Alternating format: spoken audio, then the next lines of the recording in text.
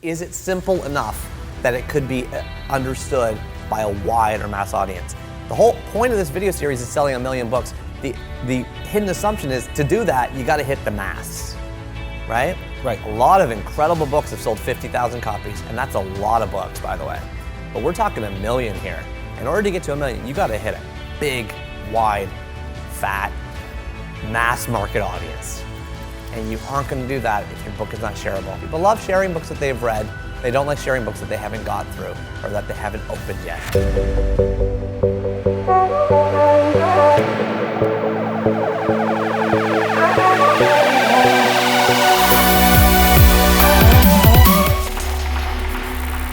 Welcome back. We are doing a 10-part series with the legendary Neil Pasricha on how to sell 1 million plus books. This is episode 3. We're talking about breathability equals readability.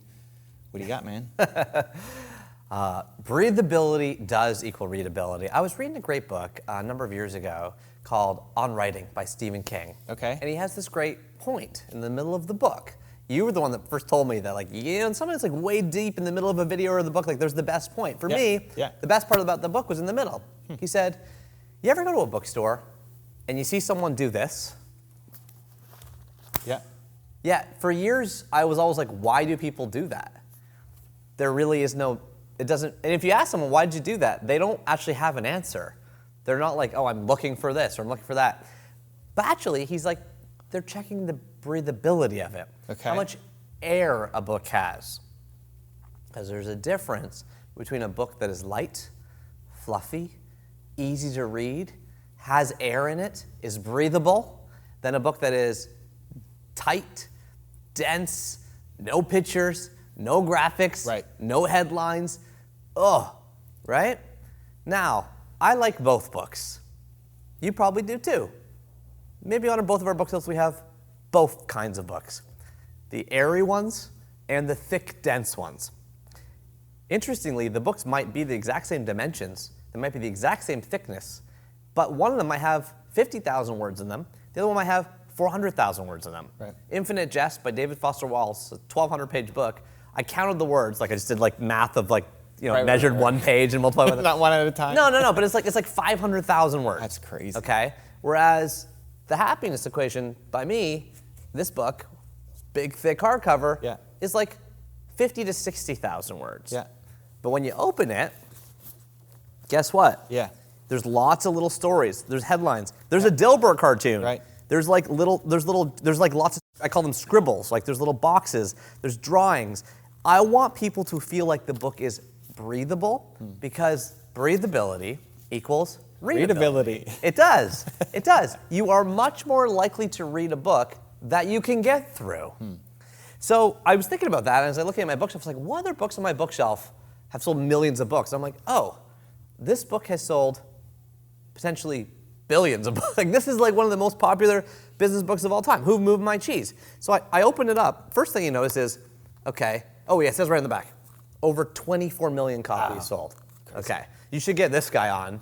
Boot me off. No, this is great. Okay, okay. Good value here. Okay, so this guy, first of all, it's less than 100 pages. That's crazy. So the first thing you notice is, okay, I can get through this. Yeah. Check out the spine. Yeah. It's like super thin. Yeah. Then it's written in like 20-point font. Yeah. There's pictures in it.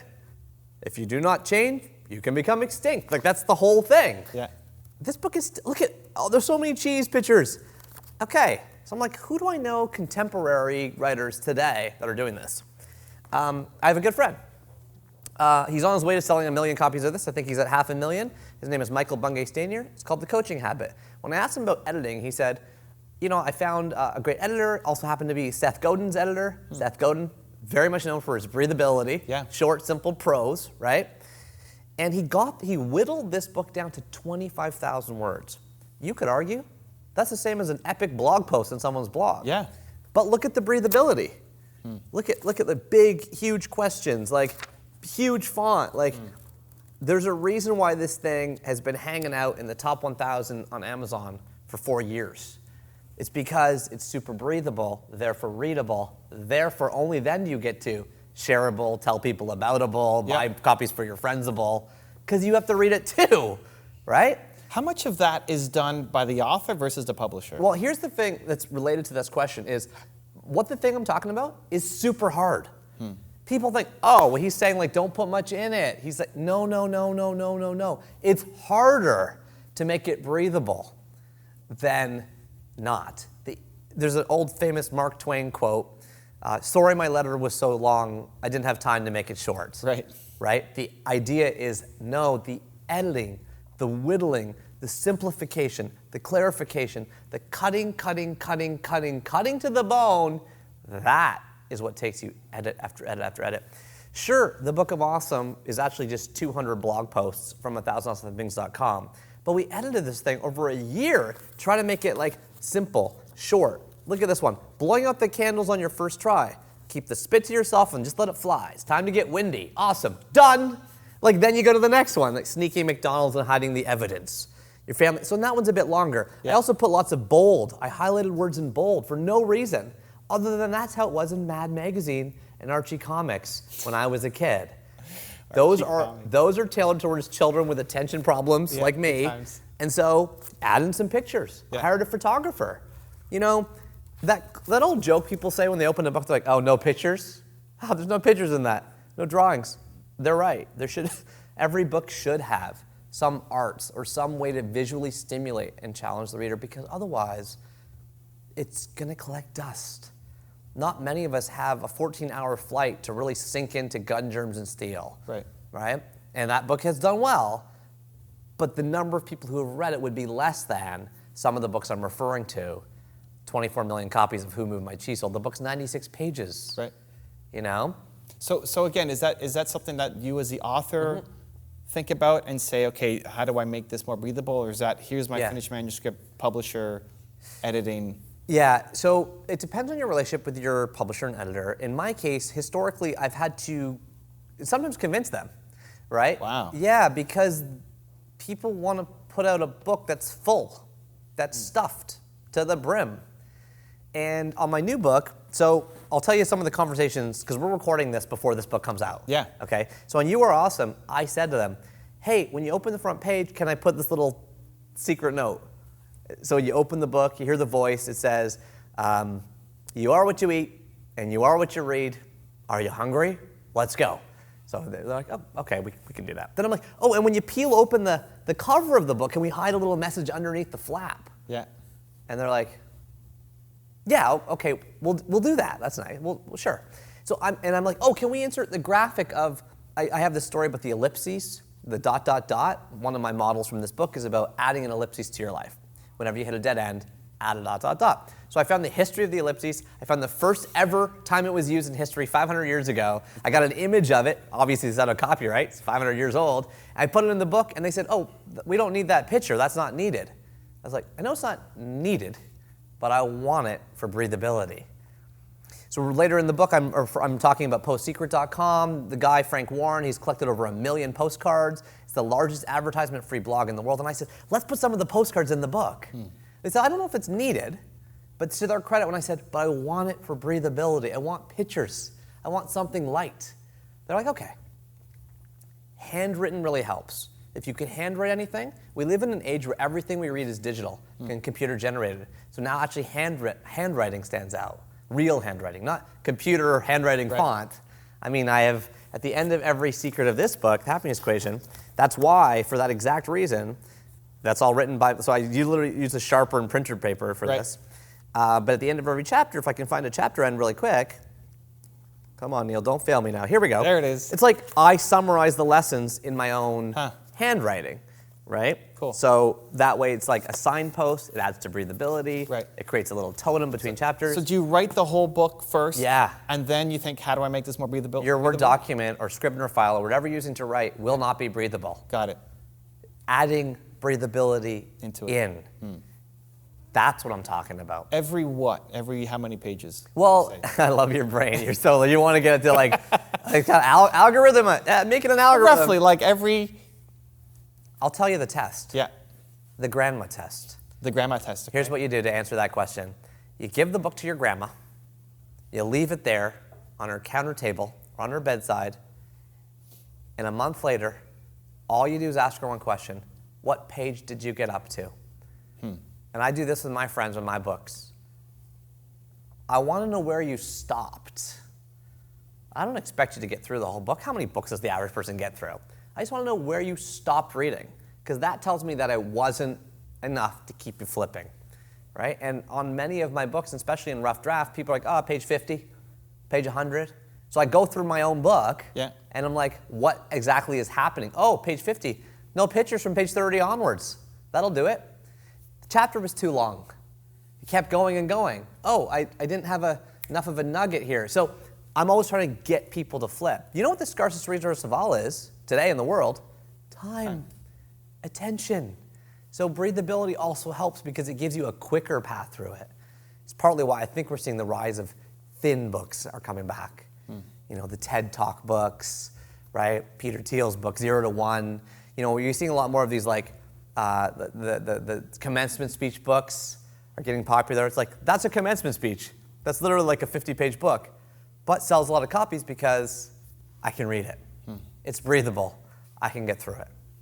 In the venture capital business that I was in before, we had a grandmother test as well, which is similar in that the executive summary is the first 3 pages of your business plan typically. Yeah. And it's, can your grandmother understand, can they understand the business that you're in? Yes. If not, then we wouldn't read the rest of the business plan. I mean, that's exactly the same principle. Yeah. The root of it is it simple? Breathability, readability, and the 3-page abstract of a venture capital pitch, the same principle is applying here, which is it simple enough that it could be understood by a wide or mass audience? The whole point of this video series is selling 1 million books. The hidden assumption is to do that, you got to hit the mass, right? Right. A lot of incredible books have sold 50,000 copies, and that's a lot of books, by the way. But we're talking 1 million here. In order to get to 1 million, you got to hit a big, wide, fat, mass market audience. And you aren't going to do that if your book is not shareable. Life's Little Instruction Book, shareable. 7 Habits of Highly Effective People, shareable, right? Don't sweat the small stuff. The Monk Who Sold His Ferrari. I'm mentioning these books because if you flip through them, you're like, this is pretty easy to read. So then you read it, so then you share it. People love sharing books that they've read. They don't like sharing books that they haven't got through or that they haven't opened yet. Right. Even though those books get purchased, they don't get shared. So some elements to add more breathability, pictures, font size. Using handwritten fonts. Handwritten fonts. Yep. Occasionally, like as an accent. Yeah. Like, and I think what Michael's done with this book, and like I said, it's flying.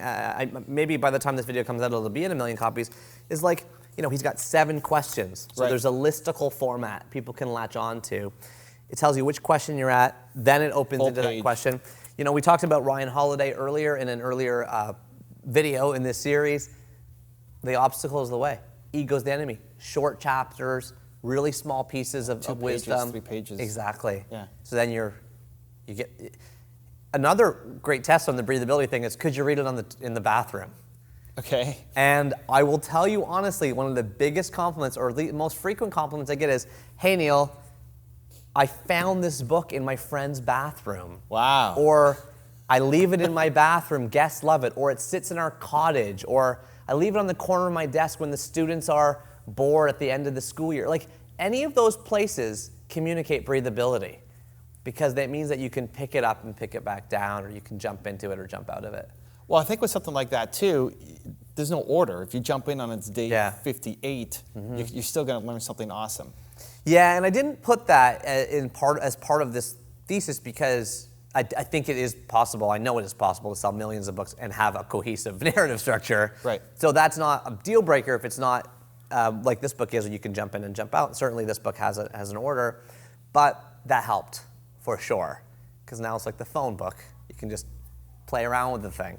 But the idea should still be, at least how I'm hearing it, I should be able to flip to any series of pages and see, like I learned something even though I don't, even if it is, I have to go in this order, even if I jump in at page 231, I might still learn something. Is that, because you know what the thing that we haven't talked about yet here in this series is that books are daunting for almost everyone. They are. We are consuming content in almost every other medium more than books. Books are small. Books are tiny.